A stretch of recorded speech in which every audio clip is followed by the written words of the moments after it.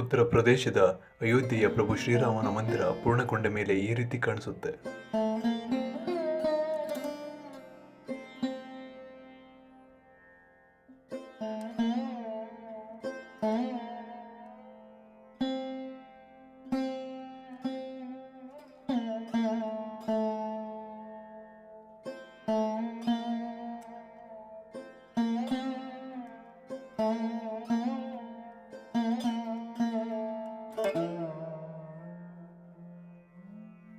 ಈ ಭವ್ಯ ರಾಮ ಮಂದಿರದ 70 ಎಕರೆ ಜಮೀನಿನಲ್ಲಿ 8 ಎಕರೆ ಮಂದಿರದ 4 ಭಾಗದಲ್ಲಿ ಗೋಡೆಗಳನ್ನು ನೋಡ್ತೇವೆ.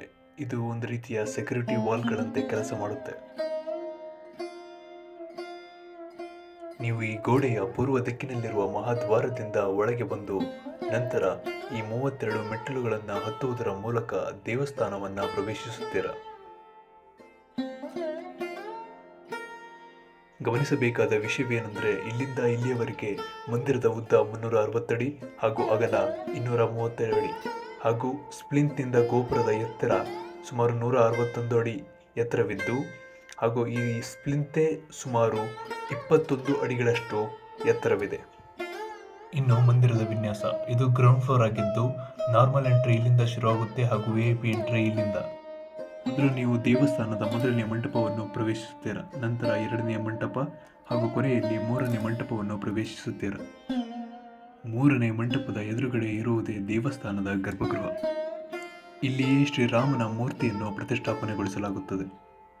ಒಂದು ಆಶ್ಚರ್ಯಕರ ಸಂಗತಿ ಏನೆಂದರೆ, ಈ ದೇವಸ್ಥಾನವನ್ನು ವಿಶಿಷ್ಟ ರೀತಿಯಲ್ಲಿ ನಿರ್ಮಿಸಲಾಗಿದ್ದು ಪ್ರತಿ ವರ್ಷದ ಚೈತ್ರ ಮಾಸದ ಶುಕ್ಲ ನವಮಿಯ ದಿನ ಮಧ್ಯಾಹ್ನ 12 ಗಂಟೆಗೆ ಸರಿಯಾಗಿ ಸೂರ್ಯನ ಕಿರಣ ಪ್ರಭು ಶ್ರೀರಾಮನ ಹಣೆಯನ್ನು ಪ್ರಜ್ವಲಿಸುತ್ತದೆ. ರಾಮಮೂರ್ತಿಯ ಪಕ್ಕದಲ್ಲಿ ಒಂದು ಚಿಕ್ಕ ರಾಮಮೂರ್ತಿಯನ್ನು ನಾವು ಕಾಣಬಹುದು. ಇದರ ಕಥೆ ಅತ್ಯಂತ ರೋಚಕವಾಗಿದೆ. ದೇವಸ್ಥಾನವನ್ನು ಕಟ್ಟುವುದಕ್ಕೂ ಮುಂಚೆ ಈ ಗರ್ಭಗೃಹದ ಜಾಗದಲ್ಲಿ ಮುಂಚೆ ಒಂದು ಟೆಂಟ್ ಇತ್ತು. ಆ ಟೆಂಟ್ ಜಾಗದಲ್ಲೇ ಶ್ರೀರಾಮನನ್ನು ಪೂಜಿಸಲಾಗುತ್ತಿತ್ತು. ನಂತರ ದೇವಸ್ಥಾನದ ನಿರ್ಮಾಣದ ಕಾರ್ಯ ಶುರುವಾದ ಮೇಲೆ ಈ ಮೂರ್ತಿಯನ್ನು ಇಲ್ಲಿಂದ ಇಲ್ಲಿಗೆ ಶಿಫ್ಟ್ ಮಾಡಲಾಯಿತು ಹಾಗೂ ಆ ಟೆಂಟ್ ಈಗ ಈ ರೀತಿ ಕಾಣಿಸುತ್ತದೆ. ಜನವರಿ 22ಕ್ಕೆ ಆ ಮೂರ್ತಿಯನ್ನು ಮತ್ತೆ ಸ್ಥಳಾಂತರಿಸಲಾಗುವುದು. ದರ್ಶನವಾದ ಮೇಲೆ ಹೀಗೆ ಶ್ರೀರಾಮನನ್ನು ಪರಿಕ್ರಮಿಸುತ್ತಾ 3ನೇ ಮಂಟಪಕ್ಕೆ ಬಂದು ನಂತರ 3ನೇ ಮಂಟಪದ ಎಡಭಾಗದಲ್ಲಿರುವ ಗೇಟ್ನಿಂದ ನೀವು ಹೊರಹೋಗಬಹುದು. ಇದು ಮೊದಲನೇ ಫ್ಲೋರ್ನ ಮೆಟ್ಟಿಲುಗಳು. VIP ಎಂಟ್ರಿ ಮಾಡುವವರಿಗೆ ಒಂದು ಅಡ್ವಾಂಟೇಜ್ ಏನೆಂದರೆ, ಅವರು ಸೀದಾ 3ನೇ ಮಂಟಪವನ್ನೇ ಪ್ರವೇಶಿಸಬಹುದು. ಇನ್ನು ಈ ಮೆಟ್ಟಿಲುಗಳು ಮೊದಲನೇ ಫ್ಲೋರ್ಗೆ ದಾರಿಯಾಗಿದ್ದು ಡಿಸೆಂಬರ್ ವೇಳೆಗೆ ಈ ಮೆಟ್ಟಿಲುಗಳ ದಾರಿಯನ್ನು ಓಪನ್ ಮಾಡಲಾಗುವುದು. ಈ ಫ್ಲೋರ್ನಲ್ಲಿ ಶ್ರೀರಾಮನ ಪರಿವಾರದ ಚಿತ್ರಣವಿರುತ್ತದೆ. ವಯಸ್ಕರಿಗೆ ಹಾಗೂ ವಿಕಲಚೇತನರಿಗೆ ವಿಶೇಷ ಕಾಳಜಿ ವಹಿಸಲಾಗಿದ್ದು ಮಂದಿರದ ಪಶ್ಚಿಮ ಭಾಗದಲ್ಲಿ ಲಿಫ್ಟ್ ಅಳವಡಿಕೆ ಮಾಡಲಾಗಿದೆ ಹಾಗೂ ಮಂದಿರದ ಪೂರ್ವ ಭಾಗದಲ್ಲಿ ರ್ಯಾಂಪ್ ಅಳವಡಿಕೆಯನ್ನು ಸಹ ಮಾಡಲಾಗಿದೆ. ಗಮನಿಸುವ ವಿಷಯವೇನೆಂದರೆ, ಈ ಮಂದಿರ ನಿರ್ಮಾಣಕ್ಕಾಗಿ ಸಿಮೆಂಟನ್ನಾಗಲಿ ಕಬ್ಬಿಣವನ್ನಾಗಲಿ ಬಳಸಿಯೇ ಇಲ್ಲ. ಬದಲಿಗೆ ರಾಜಸ್ಥಾನದ ಪಿಂಕ್ ಸ್ಯಾಂಡ್ ಸ್ಟೋನ್ ಅನ್ನು ಒಂದರ ಮೇಲೆ ಮತ್ತೊಂದನ್ನು ಇಡುವುದರ ಮೂಲಕ ಇಡೀ ದೇವಸ್ಥಾನವನ್ನು ನಿರ್ಮಿಸಲಾಗಿದೆ. ದೇವಸ್ಥಾನದಲ್ಲಿ ಈ ರೀತಿಯ 392 ಪಿಲ್ಲರ್ಗಳಿರುತ್ತವೆ. ಇದೊಂದು ರೀತಿ ಮಕ್ಕಳಾಡುವ ಲೀಗೋ ಗೇಮ್ ತರ. ಇಲ್ಲಿ ಒಂದರ ಮೇಲೆ ಮತ್ತೊಂದು ಬ್ಲಾಕ್ಗಳನ್ನು ಇಡುವುದರ ಮೂಲಕ ಇಡೀ ನಿರ್ಮಾಣ ಮಾಡಲಾಗುತ್ತದೆ. ಇದು ಎಷ್ಟು ಕಠಿಣವಾದ ಕೆಲಸವಾಗಿರಬಹುದೆಂದು ನೀವೇ ಊಹಿಸಿ.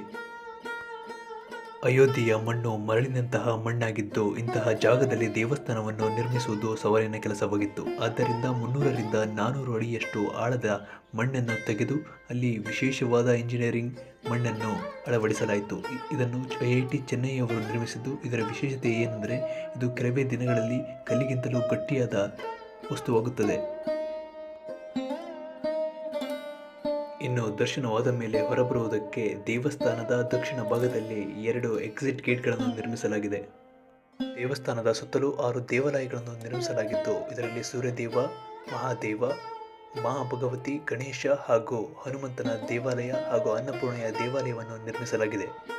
ಹಾಗೂ ಪಕ್ಕದಲ್ಲಿ ಅಹಿಲ್ಯ, ಶಬರಿ, ವಾಲ್ಮೀಕಿ, ವಸಿಷ್ಠ, ವಿಶ್ವಾಮಿತ್ರ ಹಾಗೂ ಅಗಸ್ತ್ಯ ಮತ್ತು ನಿಷಾದರಾಜರ ದೇವಸ್ಥಾನಗಳನ್ನು ನಿರ್ಮಿಸಲಾಗಿದೆ.